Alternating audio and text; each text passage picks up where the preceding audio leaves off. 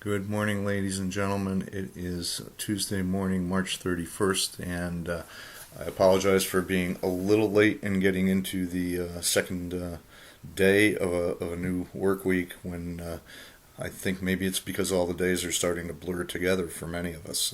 This is quite an unusual situation we're in. It's going to continue for a while, and fortunately, at least we have the experience and structure available to us of having been in online education for quite a while. I've got to tell you that across the education, higher education in particular world, this is a new experience for a lot of people, and I'm very interested in how many of my colleagues at other institutions are reacting and trying to do something that they've never done before. So this is really interesting, and we're going to just keep plodding along the way we usually do because I think we designed this course and designed it well. So thank you for responding to my kind of special question last week because I thought we were presented with a very unique opportunity to look at something. And kind of when I asked about whether, the type of economic relief that's being proposed and actually by now has been enacted, and we're looking for how it's going to be done. Nobody ever really mentioned anything, and there obviously, because it was not a pressing need, as many people would say, nobody really mentioned sport. But those of us who are sports people, I think I, for one, am experiencing the pain of not having any live sports to engage me. Sports has always been a diversion and a mechanism for actually relieving a lot of our tensions about other things, and even that's not available to us in maybe one of the most stressful situations we've ever seen in our lives. So it's really kind of an interesting thing. But sport wasn't really talked about when we were talking about, at least publicly, about relief packages, and I was very interested in your responses, so thank you very much. And also last week was a two discussion week, and that's pretty intensive when you're trying to engage in two different related but different trains of thought. And unfortunately, I create a lot more work for myself when I do that, so I'm just a little bit slow in getting both discussions graded. I like to get them done right away. I got the first one done. Okay, I'm working on the second one today, tomorrow. It will be done by midweek, but we can move ahead. Now, moving ahead this week is now related to what we did last week, and this week we're looking at the structure, the value, the purpose of leagues, and the concept of competitive balance. Now, competitive balance is an issue that we can think of almost in the more sporting sense than the economic. So, more so even than last week, my request of you is to make sure that when you are considering the material on competitive balance, and when you consider the discussion that I've asked you to engage in, you really have to take that, what I'm calling the fan hat has to come off.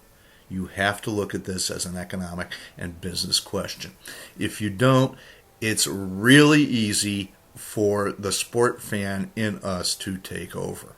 This is one where we get sidetracked. I get sidetracked, okay? And I have been asking this question at about the midpoint in the course for at least 10 years, all right? It usually produces a very lively discussion, a very opinionated discussion. But at its base is, how do we create value for the consumer of sport? That's really what it comes down to. This is a value creation question. And if you look at it in that way, then I think it can help you understand the different mechanisms that different sports and different leagues use to create competitive balance, and how some leagues, see competitive balance as being beneficial, or maybe a secondary benefit, or a secondary driver of value, or a primary driver of value. This is all about value creation. All right, this is about value creation. Many of us have talked about, even though I've kind of gently pushed back and said, think of more big business issues. But one of the themes that is dominating most of our discussions, right, is creating fan engagement, fan value. Ultimately, we do have to get back to the fans, because no matter how they get delivered to the sport itself, that's where the value is generated. That's who we are generating the value for. It's for our end user customer. They need to get value. All right. This is one of the ways we do that.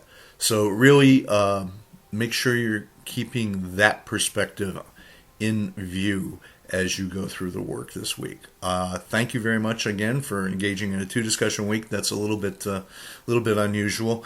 And do read the heads up at the bottom of the unit. It talks about the midterm, which is what is coming up. I decided not to change the midterm because I still think it's a valid hypothetical case. Unfortunately, with the NBA pretty much canceling the season, let's be realistic about it. This isn't a live scenario. Most times when we offer the course in this time frame, in this term, we find that it's very easy to point to a couple of teams in each conference in the NBA that are actually engaging in the scenario that the midterm exercise presents. So it's this year it's purely hypothetical. Every year before that, it has been one that has been live and unfolding before our eyes, and we can warm up to it a little bit more. Okay, so that's my message to everybody this week. Please take a few minutes to think about the way you need to structure your thoughts.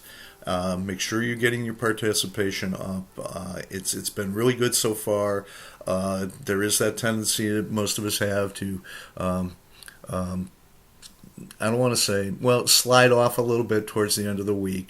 One thing, a particular mechanical request I make of people, okay, try to spread your work out across the week. I know it's not always possible, and I've written this to so many people over the years, but if you're coming into a discussion and you get that opening post in on Wednesday evening, and it's pretty detailed, and it's great, and it's all sorts of good information, and then suddenly at 10 o'clock on Sunday night I get two-liners that are just getting thrown in. Well, number one, that tells me that there's not much thought gone into those. And the other thing is we're just trying to make a deadline. We're trying to scramble and get things in. But if you're doing it at 9, 10, 11, close to midnight on a Sunday, many people have moved on. And that's not really direct participation in the discussion. So just a mechanical request from me. I did say, I think early on, that the discussions are where a lot of the learning is going to take place in this course. So please treat it with the importance that it has. I think most people are doing a great job, but let's just make sure we keep it up. We're halfway through. We're all going stir crazy. Let's keep up what we can do and do it well. Okay, thank you very much.